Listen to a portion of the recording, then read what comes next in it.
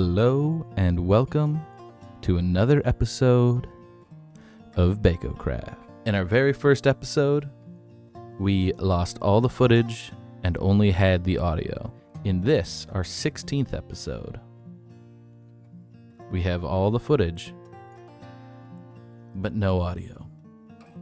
So what are we gonna do? Well, I decided to put on the commentary YouTuber hat for the day, and we're gonna shrink ourselves down into the corner there, and we're just gonna talk over the footage because, well, I thought about trying to just narrate over it and act like it was live. I think that would have come off stilted and awkward and no fun for anybody. And so instead, we're just going to do this and have some fun and see how it sounds. So without any further ado, let's get to it. So one of the first things I wanted to do before we got to building was I wanted to start having a decent little source of gunpowder. Kind of ironic that there's, not ironic, kind of coincidental that there's a creeper down in this hole. But yeah, we wanted to have just something that would be passively generating a little bit of gunpowder. And normally when I want gunpowder, I make just that classic mob farm that's, I believe it's a 14 by 14 slab diamond up in the sky. Or I guess you can make it underground with the dispenser and observer chain running up to push water out. Thing's absolutely incredible. No, it's not 14 by 14. It's 14 across. Anyway, but I mean, the thing is that is an end game farm, right? That's churning out every single mob, and we're getting just insane drops. Or at least when I make it just needlessly large, and that's not what we were going for, right? We wanted a decent farm that will get the job done, and really nothing more and nothing less. So I just decided 6 across, throw some dispensers in the wall, right, and hook them up to a timer. Then they'll push the little 6 by 8 rectangle down into this drop chute right here, and it'll be a big enough fall that they'll all die. Now, using water means you can't use cats and you can't use carpet, and so you can't spider-proof the build, but that's okay because we are working on the candlestick maker's house and we need string to make candles. So it's actually kind of perfect that this will become a classic gunpowder and string farm, just like everybody always wants. So then we just threw this repeater liner there and away we go. That is sped up if you're a big redstone geek. No shots fired, right? Me too. But it's I believe it's 14 repeaters on 4 ticks each, and they're just looping. But yeah, now we're gonna fill in this house. It's gonna be basically just an upscaled version of the little base that we already made. But there's, as you upscale, you run into new and interesting problems that you have to solve, and it was a lot of fun building. And I can't wait to build one on camera for real. I'm trying, I swear. Things keep getting in the way or going wrong, but we'll get there. But I asked my group text, I said, hey guys, what should I talk about for 24 minutes? Well, I talk over this video footage, and somebody suggested, hey, why don't you talk about the Minecraft YouTubers that inspired you? And I love that because, one, I just don't get to talk about Minecraft YouTube as much as I want to, even though I talk about it a bunch on the channel, but I don't get to have dedicated conversations about it. And so just to be able to say everything I think sounds like a lot of fun. So if you'd humor me. The first Minecraft YouTuber that inspired me really shouldn't come as any surprise if you've been watching the channel from the beginning. It's Wells Knight and his Kingdoms series. I discovered season 2 of Kingdoms. I was maybe 2-3 months tops into playing Minecraft, and I had loved it. When I played it for the first time on a buddy's Xbox, I had literally no money in my bank account, and I fear what you heard was I had a small amount of money in my bank account. I had $0, right? Like, it was it was so tight. One of my buddies was like, let me give you a 20 just so, you know, you can have a 20. And I was like, no, it's good, man. I got groceries in the fridge. I know when the next paycheck's coming. It's okay. I'll make it. And I did. And I was okay. But man, I was playing the Xbox 360 demo. I was so desperate to get this game. The second I got paid, I got Minecraft. And 2 months later, 3 months later, I was like, that was a lot of fun.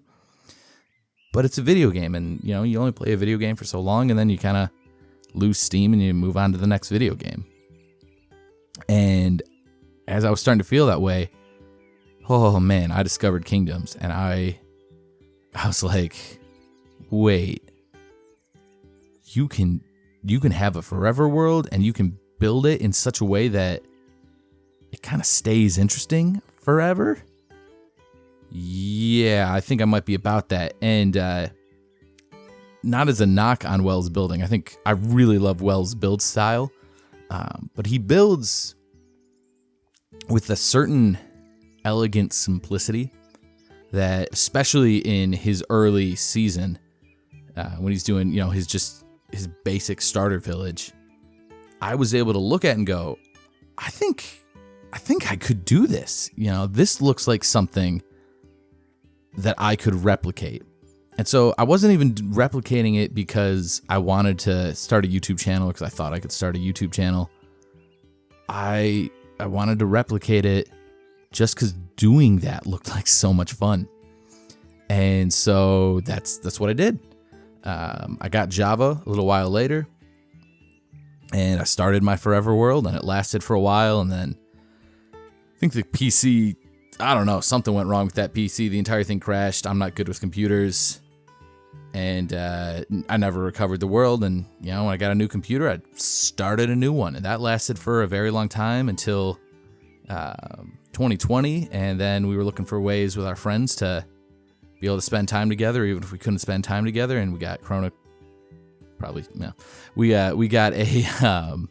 we got a server that had a slightly off color name, and I spent a crazy amount of time in that world and just Forever World after Forever World, because Wells showed me that you could do that, and endless appreciation to him for that series. And if it ever comes back, man, you better believe I'm going to be watching every episode. But I'm loving his Hermitcraft stuff right now, so not exactly hurting for Wells content, which is always a good thing.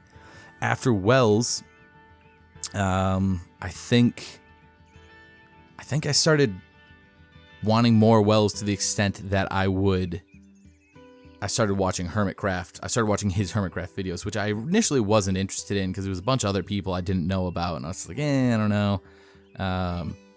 And I believe Hermitcraft 5 was the first season with Grian.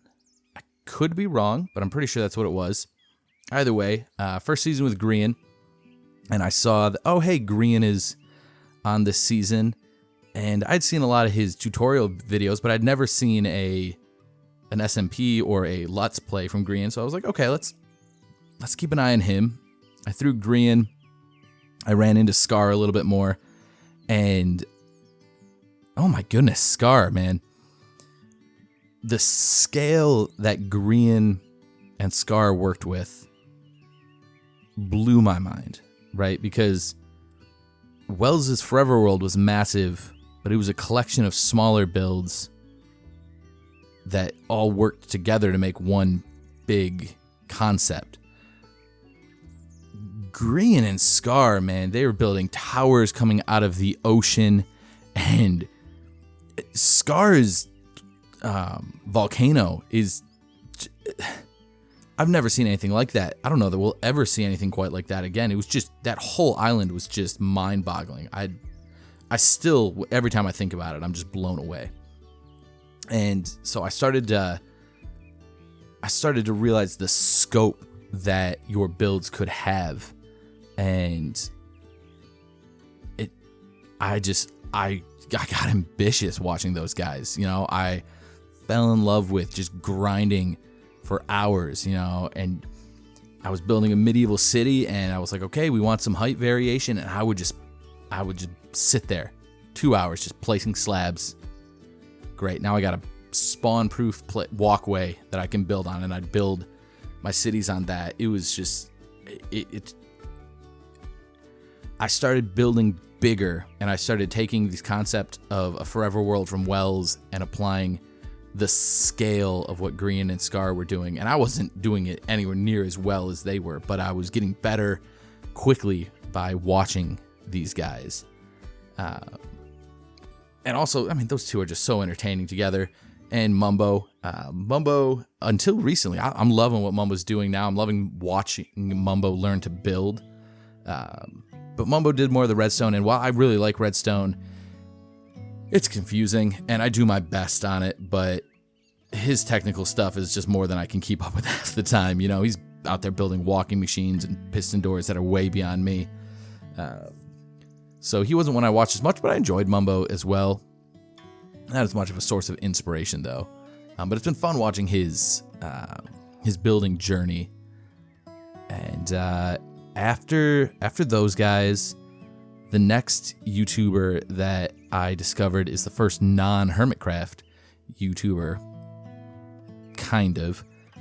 Technically, I'm not sure anymore, but that's Fwip. If you've never seen Fwip, and if you even think I'm remotely good at building, man, go watch Fwip. That guy puts me to shame, and I am okay with that. Fwip takes the play style of Wells Night, the forever world, and the terraforming ambition and skill of Scar, and kind of puts them together in one just mind-boggling world. Building with Fwip was... I couldn't wrap my head around just the insanity of everything he was doing.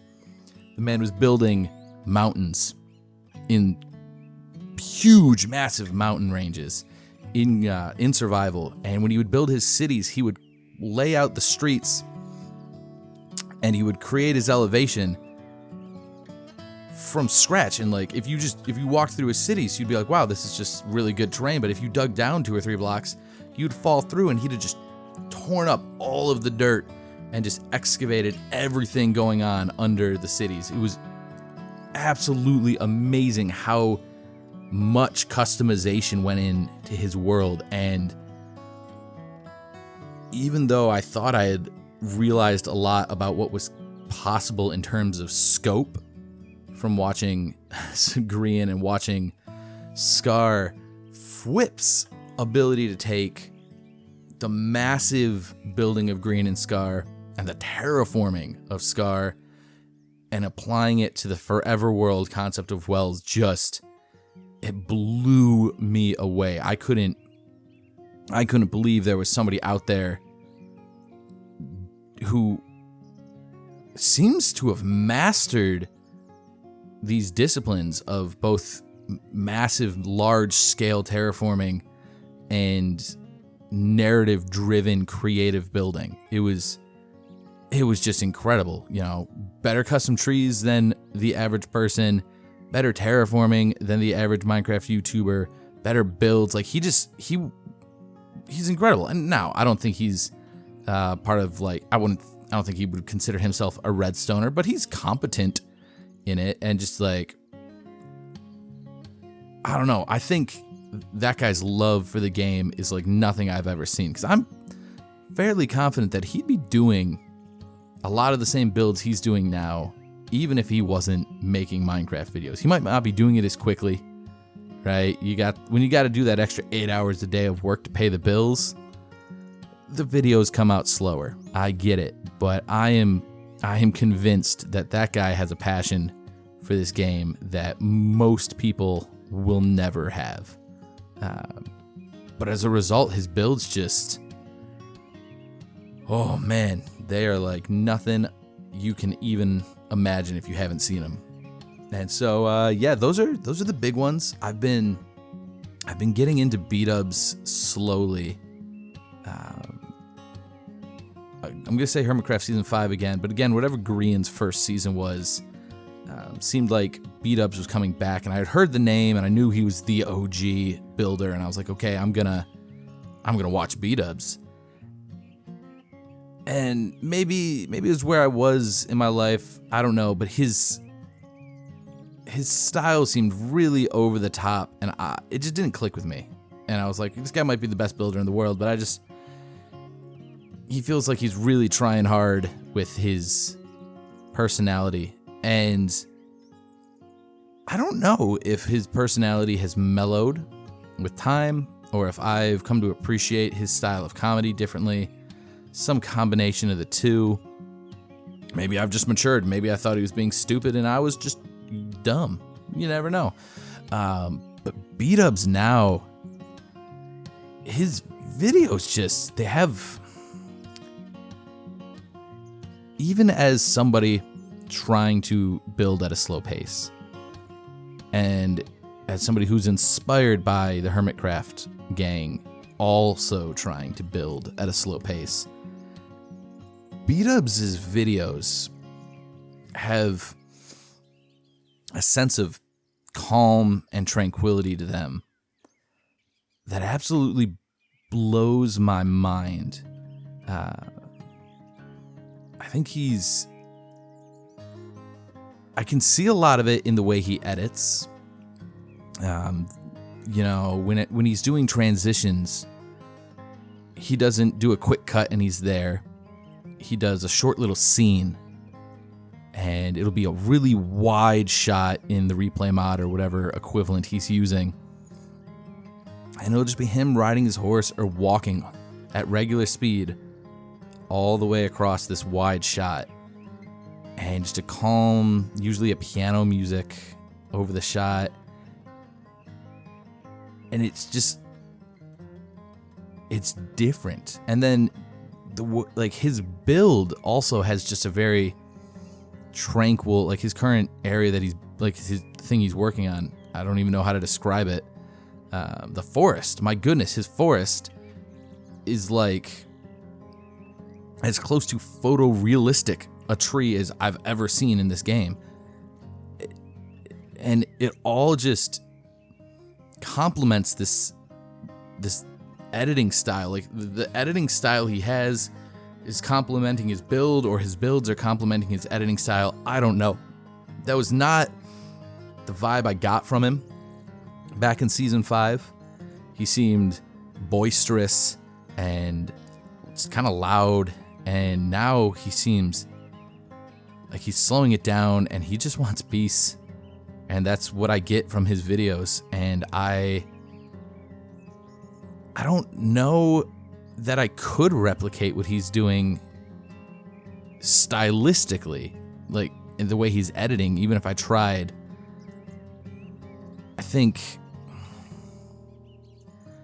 even though I want to play slowly, I get so excited that I rush. At least more than B-Dubs is rushing.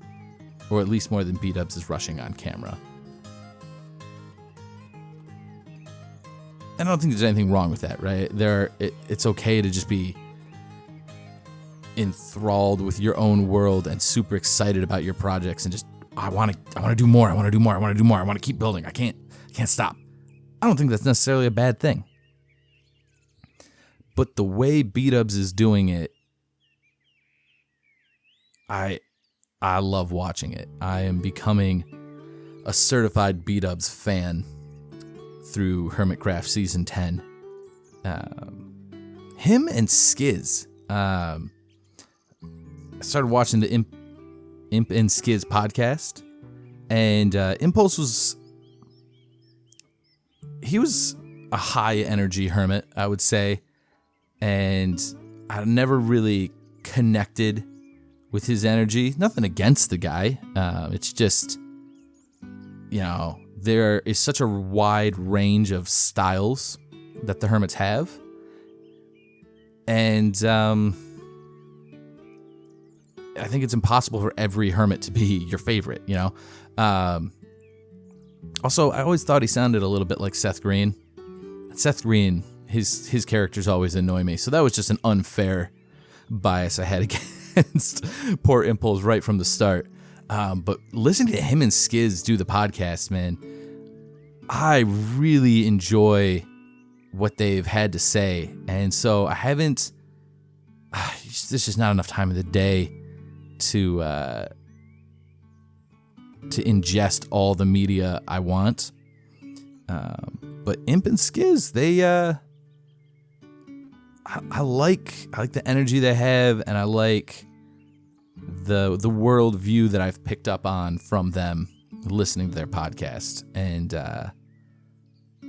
I intend to watch more, and I keep meaning to watch more of Skiz's videos and see what this whole pyramid of needs thing is about. That seems very intriguing to me.